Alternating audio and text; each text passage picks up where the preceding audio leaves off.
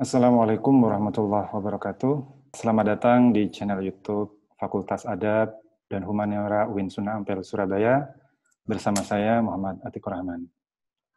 Telah hadir di tengah-tengah kita guru besar program studi Sejarah Peradaban Islam Fakultas Adab dan Humaniora UIN Sunan Ampel Surabaya, Profesor Dr. Ali Mufrodi. Dalam kesempatan ini kita akan bicara dalam konteks bulan Muharram. Untuk pertama, kita sapa Prof. Ali. Assalamualaikum, Prof. Waalaikumsalam warahmatullahi wabarakatuh. Gimana kabarnya, Prof? Alhamdulillah, sehat walafiat, Mas Atik. Ya. Terima kasih sudah bergabung dalam mimbar dosen untuk channel Fakultas Adab dan Humaniora. Pada edisi ini, Prof. Ali mempunyai sesuatu yang bisa dibagikan terkait bulan Muharram. Gimana, Prof? Monggo. Iya, terima kasih. Alhamdulillah, sekarang itu sudah bulan Muharram tahun 1442, gitu ya.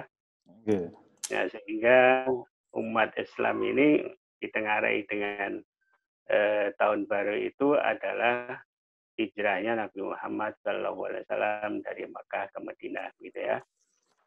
Nah, itu yang perlu kita peringati dengan bagus tentang hijrah ini ya. Jadi hijrah ini membawa perubahan yang besar bagi umat Islam. Nah, ini dari tahun Hijriah ini yang menentukan bukan Nabi dan bukan Abu Bakar, khalifah yang pertama, tapi Umar bin Khattab, ya, jadi khalifah yang kedua atau Amirul Mukminin yang kedua itu. Ya, mengapa demikian? Karena pada awalnya umat Islam itu belum mempunyai tanggalan kalender. Di Arab sudah ada kalender, sudah ada tanggalan. Tapi tahunnya itu kan menurut peristiwa masing-masing. Lahirnya Nabi Muhammad SAW karena bertepatan dengan Makkah diserbu oleh tentara gajah, gitu ya, maka dikatakan tahun itu tahun gajah. Itu orang-orang Arab sudah mempunyai tanggalan, sudah mempunyai nama-nama bulan, sudah mempunyai. Nah, kemudian Islam datang, barulah di situ muncul keinginan umat Islam untuk memberikan tanggalan atau kalender Islam gitu. Ya, itu antara lain. Latar belakang. Kalau tahu itu kira-kira sistem kalender sebelum Islam yang berlaku di Arab itu menggunakan sistem apa, Prof?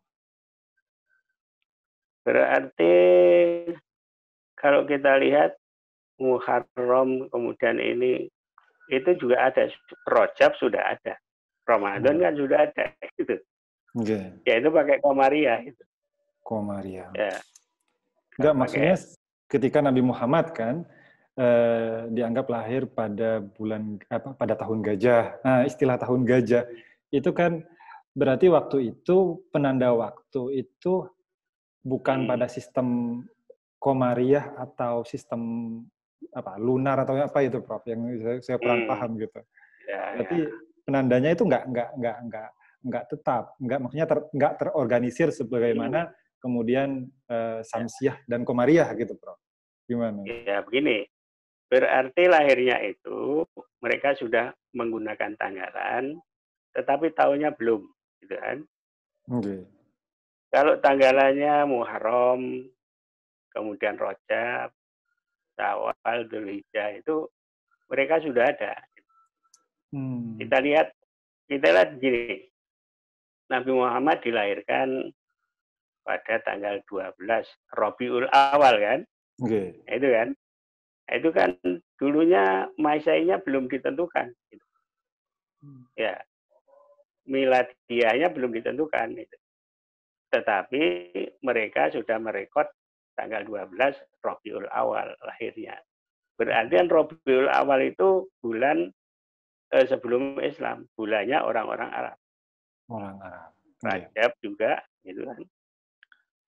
Kalau dari perspektif sejarah, kira-kira apa yang mendasari Khalifah Umar menggagas penanggalan Komariah atau yang kemudian dikenal sebagai kalender Hijriah itu? Ya, begini. Kalau dari sistemnya dari dulu ya memakai Komariah, pakai lunar, ya, bukan solar. Kalau solar itu yang Syamsiah, yang pakai hitungan matahari. Masehi pakai hitungan matahari. Gitu. Ya. Kemudian Rajab, kemudian Sya'ban, Ramadan, itu kan sudah ada sebelum Nabi hijrah atau sebelum Nabi lahir kan sudah ada. Ya, sebutan bulan-bulan itu. Nah, itu yang pakai lunar system. Yang pakai Komariah gitu ya. Ya, Nabi lahir tahunnya tahun gajah karena pas ada peristiwa gajah, tetapi tanggalnya kan 12 Rabiul Awal. Bulan Rabiul Awal sudah ada gitu ya. Nah, kemudian melangkah ke gagasan Khalifah Umar tadi ya. Nah, itu sudah berarti Khalifah yang kedua. Abu Bakar itu 2 tahun memerintah, kemudian diganti oleh Umar. Nah, waktu itu kan umat Islam belum mempunyai sistem kalender seperti kaum Masehi. Seperti tahun Masehi. Nasrani gitu. Ya, itu dari Nasrani, dari Masehi, dari tahun lahirnya Nabi Isa. Nah, itu yang di Eropa, gitu ya. Kemudian ada tahun yang dibuat oleh orang India. Mereka sudah mempunyai tahun. Cina sudah mempunyai tahun. Ya, kalau kita lihat Imlek itu tahun barunya umat Islam, umat orang Cina itu kan sudah 2.500 tahun. Ya. Ya, itu berarti mereka sudah punya. Nah, umat Islam belum mempunyai tanggalan yang khas bagi umat Islam. Itu gagasan yang dilontarkan Umar, kemudian musyawarah dengan para sahabat. Nah, mulainya kapan? Gitu. Mereka berdebat. Ya, kalau itu mulainya lahirnya Nabi. Gitu. 12 Rabiul Awal tadi. Nah, kalau itu mereka lihat belum ada perubahan besar. Ya, itu tahunnya Masehi kan 570 atau 571 gitu ya. Ada yang mengatakan 570, ada yang 71. Nah, kemudian turunnya wahyu aja gitu. Nah, kalau turunnya wahyu itu tahun 611. Itu pun belum membawa perubahan yang besar. Karena Nabi baru menyadarkan agama Islam di Mekah, dan respon orang Mekah itu banyak yang menolak, gitu kan. Kaum Quraisy dan orang-orang kafir itu kan banyak menolak. Nah, ketika hijrahnya Nabi inilah banyak perubahan besar di kalangan umat Islam, kemudian di dalam masyarakat itu sendiri terjadi perubahan yang besar ketika periode. Itu antara lain yang dijadikan pertimbangan oleh Amirul Mukminin ya. Amirul Mukminin. Berbicara mengenai kalender yang digagas oleh Khalifah Umar, lalu apa sih relevansinya kira-kira dengan identitas yang khas tadi sebagai Muslim gitu? Ya begini, tadi orang Barat memakai Masehi, tanggalan Masehi gitu ya. Kemudian orang India sudah punya, orang Persia juga, Cina juga. Nah, Islam ini kan perlu mempunyai identitas yang kokoh gitu ya. Nah, antara lain dengan menggunakan satu tanggalan, satu kalender. Yaitu kalender yang dikatakan kalender Hijriah, dimulai dari hijrahnya Nabi dari Makkah ke Madinah. Nah, itu berarti merupakan satu identitas tersendiri bagi umat Islam menggunakan kalender Hijriah berdasarkan atau sistem lunar atau komariah.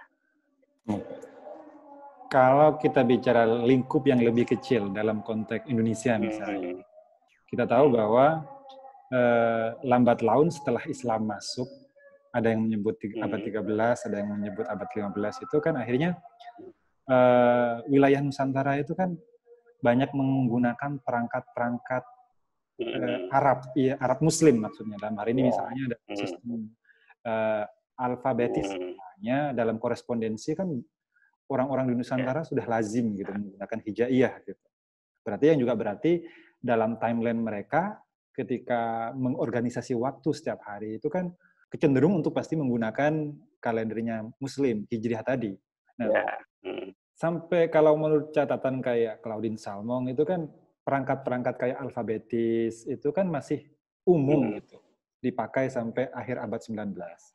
Tapi kan ketika kita lihat realitas hari ini, ya, itu kan ironis sekali, Prof. Bagaimana misalnya ketika saya misalnya ditanya, hari ini tanggal berapa? Maka yang otomatis ada di kepala saya itu timeline Masehi, bukan timeline Hijriah.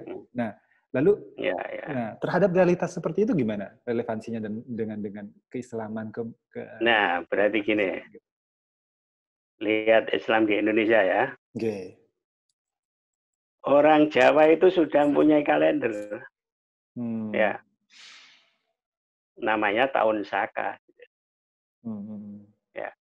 Tahun Saka ini lebih dulu dari tahun Hijriah. Mengapa tahun Saka ini dimulai tahun 78 Masehi? Ya. 78 Masehi. Itu ditandai dengan datangnya Aji Soko gitu, yang konon dari India datang ke tanah Jawa ini. Nah, itulah yang disebut dengan tahun Saka, gitu ya. Jaraknya antara Masehi dengan tahun Saka tadi 78 tahun. Berarti tahun 78 Masehi sama dengan tahun 1 Saka, gitu ya. Pakai apa? Pakai solar, Syamsiah, ya, perhitungan matahari. Karena mengikuti Masehi yang menggunakan matahari. Nah, ketika Islam datang begitu, ada yang mengatakan abad ke-7 sudah masuk, abad ke-8, ada 13, 15 itu marah-marahnya dakwah Islamiyah dengan para sunan wali songo gitu ya. Nah, dari situ membawa peradaban kebudayaan. Ya, termasuk tahun Hijriah dipakai gitu. Ya, tahun Hijriah dipakai oleh umat Islam Nusantara ini gitu. Penanggalan Saka juga masih dipakai, Masehi juga dipakai gitu ya. Nah, ketika kerajaan-kerajaan Islam di Indonesia mulai timbul dan menguat dan besar gitu ya, mulai dari Aceh itu abad 13 sudah ada kerajaan Islam. Ya, Malaka 1400-an, kemudian 1500-an sudah kuat sana. Ya, kemudian Jawa sendiri mulai dari Demak 1400-an akhir begitu. 1500-an itu ada rajanya yang namanya Raden Patah dan lain sebagainya, Pak Yunus, Trenggono. Nah, itu menjadi kerajaan-kerajaan Islam. Nah, ketika sampai ke Mataram, gitu ya, kita kenal dengan Sultan Agung, kan? Ya benar, Sultan Agung. Nah, Sultan Agung itu memerintah tahun 1613 sampai 1645. Ya. Nah, Sultan Agung ini giroh Islamiyahnya kuat, gitu. Sehingga tahun Saka tadi, kemudian dengan tahun Hijriah itu digabung. Mulai tahun berapa saya ini kurang ini persis. Akhirnya menjadi tanggalan Islam Jawa, gitu. Ya. Nah, tanggalan Islam Jawa ini kalau dulu Sakanya itu pakai Komariah, gitu. Pakai Syamsiah, matahari itu, solar. Nah, sekarang yang Jawa Islam pakai lunar. Pakai Komariah, gitu. Maka sekarang ada bedanya. Tanggalan Saka masih tetap, dan itu sekarang diadop oleh teman-teman yang ada di Bali, mereka masih memakai tahun Saka. Gitu.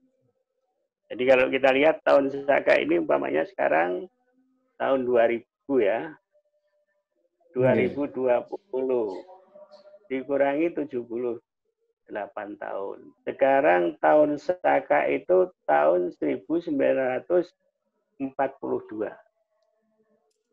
Ya. 1942 tahun Saka, gitu ya. Nah, tahun Jawa Islam lain, gitu ya. Karena hitungannya sudah memakai lunar, gitu. Ya.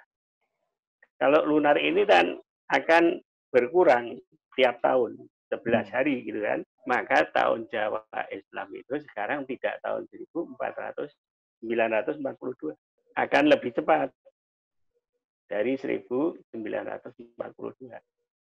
Nah, bisa lihat di tanggalan itu tahun berapa sekarang.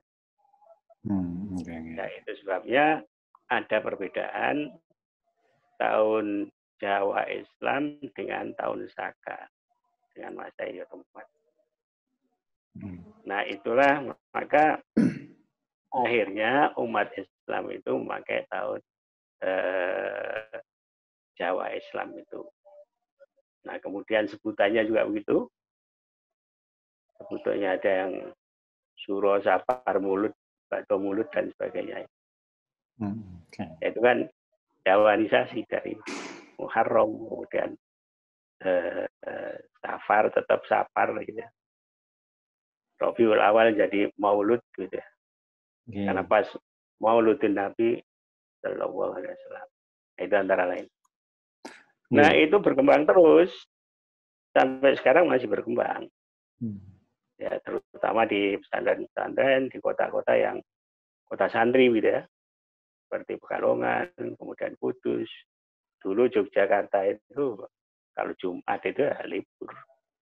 Kalau dari paparan jenengan mengenai varian atau banyak kalender, gitu kan, berarti kan setiap peradaban itu perlu yang disebut sebagai timeline itu tadi. Mereka akan mewujudkan dalam sebuah sistem kalender. Nah, hari ini saya ingin tahu pendapat Anda mengenai misalnya realitas hari ini, gitu. Umat Islam yang cenderung menjadikan kalender Hijriah itu sebagai kalender yang sakral, bukan yang profan. Sehingga dengan demikian kalender Islam dan hari-hari besar itu tak lebih sebagai sebuah perayaan saja, bukan menjadi schedule, gitu. Artinya seperti yang saya katakan tadi, bahwa ketika mereka ditanya hari ini tanggal berapa, banyak yang tidak bisa memastikan, gitu. Mereka yang dikonstruk di benak kepala seperti saya misalnya, itu ya kalender Masehi. Hari ini misalnya tanggal 31 Agustus 2020. Saya nggak tahu ini kalau dihitung secara Hijriah, saya nggak tahu hari ini tanggal berapa. Mungkin tanggal 12 ya.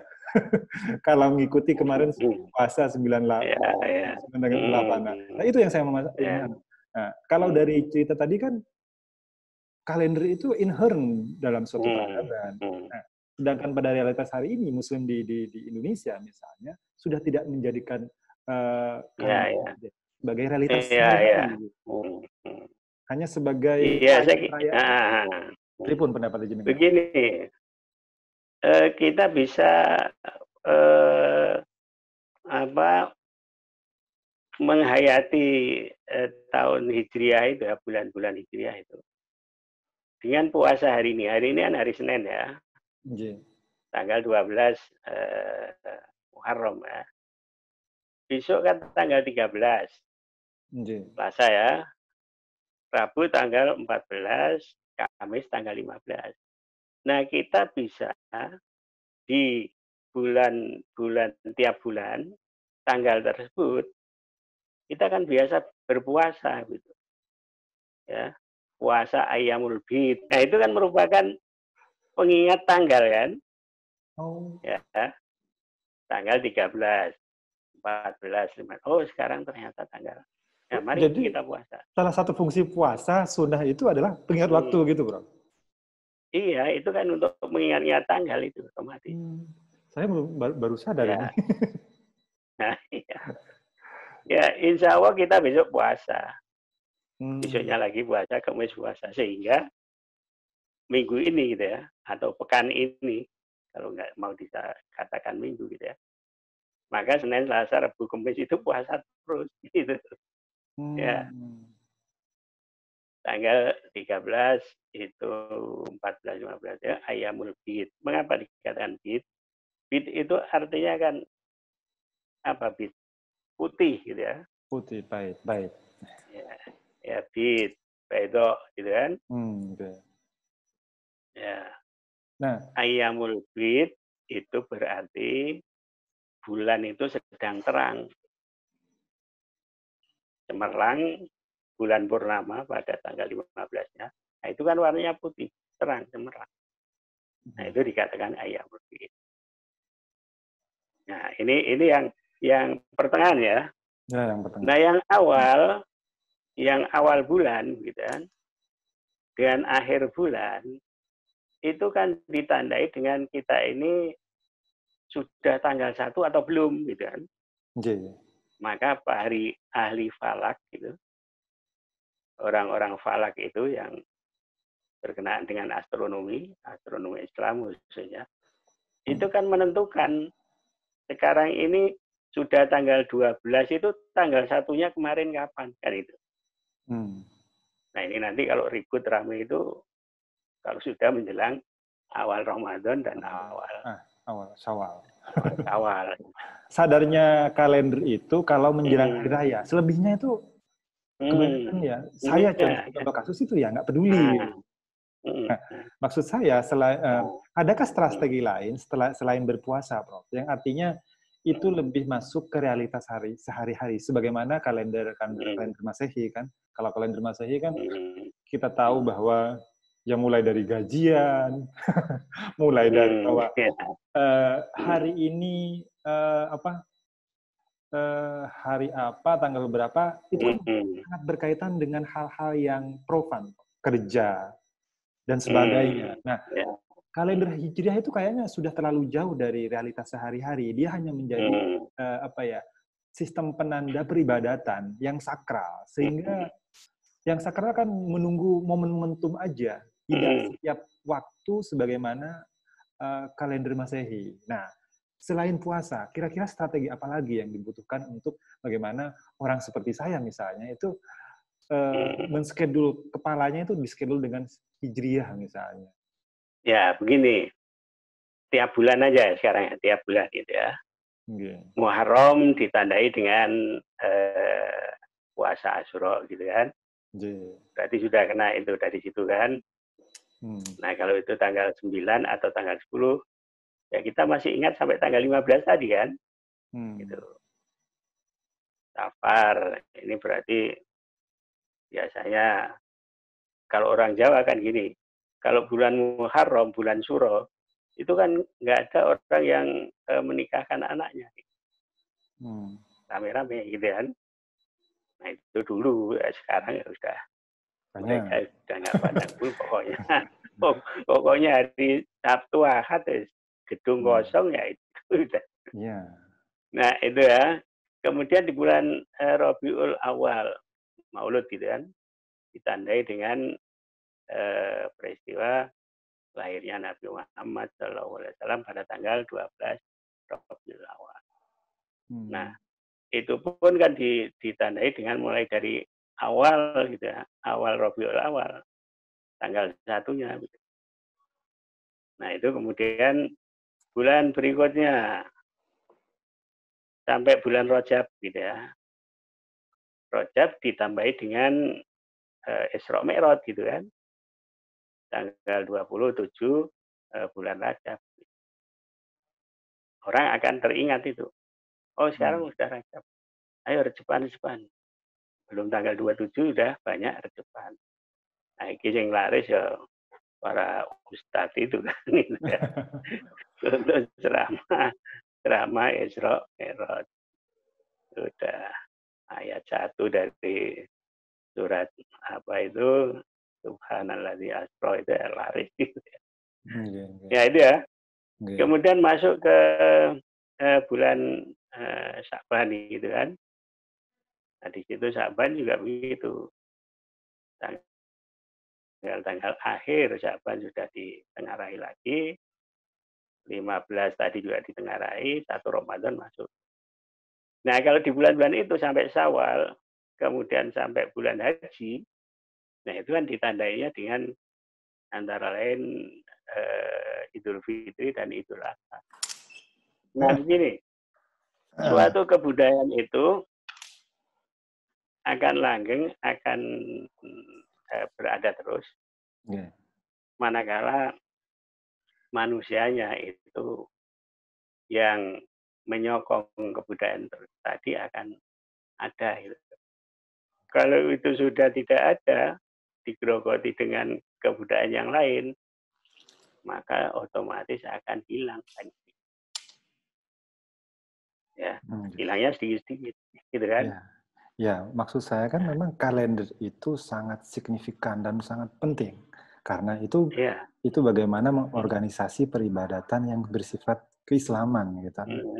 Nah, yang mungkin orang-orang Muslim sedunia pasti tahu ini tanggal berapa, itu kan cuma hanya Ramadan, gitu. Ini tanggal 1, berarti saya sudah puasa 1 hari, gitu. Nah, maksud saya seperti itu loh. Bagaimana Muslim itu benar-benar tahu bahwa hari ini tanggal berapa, Senin ini tanggal berapa menurut kalender Hijriah. Berarti gini, kita wajib lagi membudayakan, kan? Membudayakan apa yang terjadi dulu begitu ya. Di tempat-tempat lokal tempat santri itu kan seperti itu. Bahkan bukan hanya tanggal gitu ya. Kalau kita kan sampai waktu sehari dengan jadwal sholat itu kan udah merupakan peringatan untuk mengingat waktu. Gitu. Dan itu dihitung betul. Sekarang masuk subuh itu jam 4.15 umpamanya. Kalau sebelum itu kan tidak sah. Gitu. Artinya apa? Tiap hari pun kita sebenarnya sudah ditentukan waktu kita ini untuk beribadah, untuk mengingat waktu itu. Bukan hanya di bulan tanggal, tapi di hari bahkan. Kalau saya mengenang masa lalu saya itu, di generasi mbah saya itu mereka itu nggak kenal yang namanya kalender Masehi gitu. Jadi semua organisasi waktu itu Hijriah, ini bulan apa, tanggal berapa, Rajab tanggal berapa. Di masa orang tua saya itu ada semacam peralihan gitu. Melek Hijriah sekaligus melek Masehi. Ke generasi saya, bahkan mungkin ke generasi saya, ini mungkin sudah mulai, generasi saya sudah mulai rabun gitu, Bro. Nah, berarti membudayakan lagi gitu ya. Dibudayakan lagi bahwa Islam itu mempunyai sistem pengaturan waktu yang rigid. Mulai dari 1 hari, 1 malam gitu kan. sampai kepada bulan, sampai kepada tahun. Bisa Nah ini yang bisa, saya kira bisa lewat pendidikan kan, mulai dari anak TK kemudian sampai ini SD itu ya lewat pendidikan satu-satunya. Orang dulu itu kan tidak banyak yang mengenal huruf Latin gitu ya. Mereka pakai huruf Arab dan huruf Jawa, Wono Coroko itu kan, yang akhirnya digeser oleh huruf Arab Melayu gitu kan, Arab Ekor. Dengan kata lain, hari ini kan kita semacam mengalami apa yang disebut sebagai pengalaman pasca kolonial gitu, Prof. Apa yang dibawa oleh para kolonil itu benar-benar menancap gitu loh ke kita. Sehingga ya waktu hijriah kita sudah mulai lambat laun, sudah mulai menjadi kenangan saja. Huruf hijaiyah kita itu sudah tidak menjadi menjadi huruf yang subordinat gitu loh. Tidak menjadi huruf pertama, tidak menjadi alfabetis pertama bagi orang Muslim gitu. Nah, berarti kan realitasnya sudah. Nah, bagaimana kemudian realitas yang seperti ini diubah lagi, anggaplah bukan dalam artian kita bicara tentang tapi ini tentang lebih pada bahwa kita memang memiliki perangkat-perangkat seperti alfabetis dan sistem almanak itu inherent dalam suatu sistem keagamaan gitu maksud saya. Berarti gini, lewat pendidikan tadi, pendidikan formal ya, TK, SD dan SMP. Pendidikan yang informal, masyarakat gitu kan, yang sudah tua, otomatis mereka tidak lagi mendidiknya dengan anak TK atau SD kan gitu, lewat pengajian di surau-surau, di masjid dan lain sebagainya. Nah, kesadaran lagi untuk kita ini bertumbuh pada tanggalan hijriah. Nah, dulu mengapa begitu? Karena umat Islam yang mayoritas di pelosok Nusantara itu kan akhirnya memakai sistem itu, tanggalan Islam. Kemudian hari-harinya itu dihitung dengan memakai kalender hijriah dengan waktu yang bukan menurut jam gitu kan, tapi menurut waktu sholat. Pertemuan nanti jam 7. Nah, kita kan kapan? Pada Isya. Nah, iya. Pada asar, pada duhur. Nah, itu karena ya situasinya sudah berbeda. Tahun 1900-an dengan sekarang tahun 2000-an. Lalu spesifik mengenai ini kan masih dalam suasana Muharram. Nah, yang spesifik yang khas dari Muharram itu apa, Prof? Pengalaman-pengalaman yang mungkin seperti kemarin puasa tanggal 9, tanggal 10, ada katanya mengusap yatim kayak gitu gimana gitu, Prof? Tentang agenda ya, ini begini. Ya, Muharram ini 40 tahun yang lalu gitu ya. Dijadikan momen bagi umat Islam untuk tahun kebangkitan Islam atau abad kebangkitan Islam gitu ya. Sekarang sudah 40 tahun. Ya sudah bangkit, tetapi belum bagaimana yang diharapkan. Nah, kita lihat di dalam sejarah umat Islam ya. Umat Islam itu tadi dimulai dari hijrahnya Nabi, kemudian berkembang dan peradabannya tinggi, itu kan tahun-tahun 190-an. Pada zaman Abbasiyah. Gitu. Artinya apa? Umat Islam itu mencapai peradaban yang tinggi itu setelah 200 tahun. Gitu ya. Kemudian setelah itu mundur. Tapi tidak pernah hancur. Baghdad hancur. Tetapi Mesir masih jaya. Spanyol hancur, tetapi Turki masih baru menanjak itu. Ya, sehingga peradaban Islam itu tidak pernah hancur. Ya. Mengapa? Nah, ini mengapa. Karena pilar-pilar peradaban Islam itu yang pertama itu justru akidah kan itu. Tauhid itu. Ya, tauhid itu kan susah dihilangkan. Ya, kemudian ayat-ayat Al-Quran yang berkenaan dengan ilmu pengetahuan menyuruhkan kita supaya mencari ilmu pengetahuan. Nah, itu juga enggak pernah.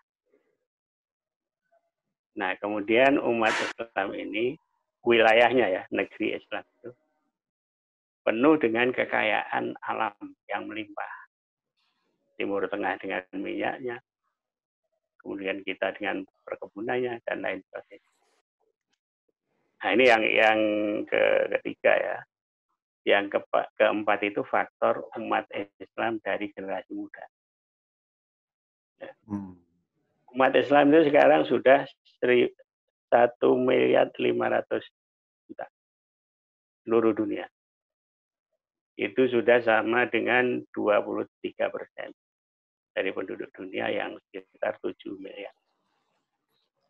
Bayangkan 1.500.000.000 umat Islam. Ya. Itu kan kekuatan SDM yang banyak. Dari sekian itu yang ada di Indonesia taruhlah 200 juta. Nah, dari itu umpamanya 1% aja yang menjadi intelek, itu sudah berapa kekuatan. Kita umat Islam Indonesia mempunyai Habibie aja itu sudah hebatnya itu. Ya. Nah, dari situlah maka kebangkitan umat Islam yang ditandai dengan 40 tahun yang lalu masuk ke abad ke-15 itu masih berlanjut. Nah, ini yang kurang disadari oleh umat. Umat Islam itu tidak banyak mempelajari sejarahnya sendiri. Mengapa? Ya ini kan sejarah itu kan tidak banyak berguna secara praktis harian gitu. Seperti sastra. Ya. Ya, ilmu fikih itu kan otomatis dipakai tiap hari. Nah, sejarah ini ilmu yang banyak tidak dikaji oleh umat Islam. Ya, itu antara lain ya. Okay. Nah sekarang dikit ini ya sebelum akhir ya. Yeah. Kita melihat hijrahnya tadi ya. Hijrahnya Nabi itu dari Makkah ke Madinah, gitu. Itu kapan itu? Itu bulannya justru di bulan Rabiul Awal, gitu. Ya. Nabi Muhammad itu sampai ke Madinah itu tanggal 12 Rabiul Awal.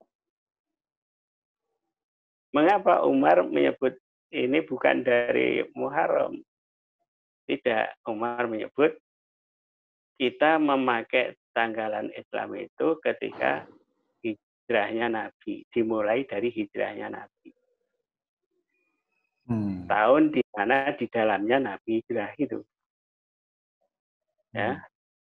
Jadi Nabi Muhammad itu tidak bulan Muharram berangkatnya dari Mekah. Tetapi justru tanggal 1 Rabiul Awal.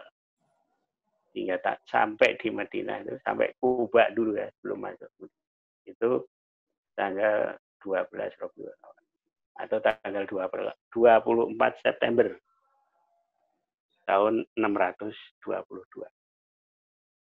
Itu pun hilaf, ada yang mengatakan 28, ada yang 20, ada yang kuat itu 24 itu, yang pas dengan 12. Nah, mengapa demikian? Karena perjalanan antara Makkah dan Madinah itu naik onta ya. Itu antara 11 atau 12 hari. Nah, kemudian waktu itu yang hijrah itu Abu Bakar dengan Nabi. dengan beberapa sahabat itu yang kita lihat dari Mekah kemudian ke Gua Sur dulu baru ke yang lain ya belum ikut. Banyak yang belum ikut. Ali belum ikut. Ketika Nabi mau hijrah kan Ali mempunyai tugas sendiri gitu. Ya, Ali bin Abi Thalib itu kan waktu itu disuruh oleh Nabi tidur di tempat tidurnya kan. Oh iya, iya, iya. Kamu pelase. Kan itu kan. Nah itu orang Quraisy melihat di rumah, oh masih ada. Gitu. Masih ada Nabi masih belum keluar. Nah, ini mau kita bunuh kan gitu. Nah, sehingga Ali sendiri sampai di Medan ini tidak bareng dengan Rasul. Yang selalu bareng ya Abu Bakar itu. Ali kemudian 3 hari, kemudian menyusul sampai di Kuba itu ketemu. Ya, dan Ali tidak naik unta, tetapi jalan kaki. Dan itu dilakukan untuk menghindari orang-orang Quraisy. Ketika malam berjalan, kemudian pada siang hari itu bersembunyi di semak-semak yang jalan antara Mekah dan Madinah. Nah, ini yang lain bagaimana ketika sampai ke Madinah sudah aman semua, baru keluarga Nabi, keluarga Abu Bakar ini disusul oleh para sahabatnya. Ya. Fatimah binti Rasulillah belum ikut. Aisyah, istri Rasul, putri Abu Bakar belum ikut. Disusul nanti oleh para sahabat ketika Madinah sudah settle gitu. Nah, itu antara lain. Ya, peristiwa di mana Nabi itu hijrah. Nah, saya kira ini terakhir ya. Terakhir itu begini. Apa yang dilakukan Nabi ketika di Madinah? Yang pertama, membangun masjid. Membangun masjid. Mengapa masjid? Karena di dalam masjid itulah kita bisa berjamaah, sholat, dan memusyawarahkan situasi yang terjadi di kita. Masjid yang pertama dibangun adalah Masjid Quba, gitu. Ketika Nabi Muhammad sampai di Quba itu, kemudian baru Masjid Madinah yang ada sekarang. Nah, ini pertama kali. Yang kedua kali, itu menyatukan orang-orang Madinah dan orang-orang Mekah yang dikatakan kaum Ansor dan Muhajirin. Ya. Orang Muhajirin adalah orang-orang yang hijrah, Ansor adalah orang-orang yang menyokong Nabi. Yang intinya terdiri dari 2 kaum, yaitu 2 suku, suku Aus dan Khazraj. Yang mereka awalnya itu berselisih terus, ketika Nabi datang disatukan menjadi kaum Ansor. Nah, ini persaudarakan. Nah, kemudian yang ketiga otomatis membenahi situasi lingkungan, baik itu ekonomi, kemudian hubungan antara satu dengan yang lain, hubungan antara agama satu dengan yang lain, dengan musyawarah antar. Itu saya kira yang penting. Saya ingin bertanya satu yang terakhir, Pak. Tadi jenengan menyinggung ihwal persatuan. Nah, kira-kira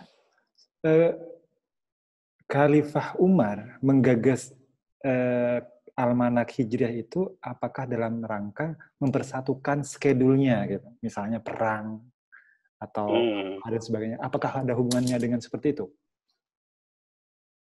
Ya, antara lain untuk hitungan kalender yang baku bagi umat Islam. Karena sementara itu kan yang namanya kalender Masehi kan juga sudah ada. Gitu.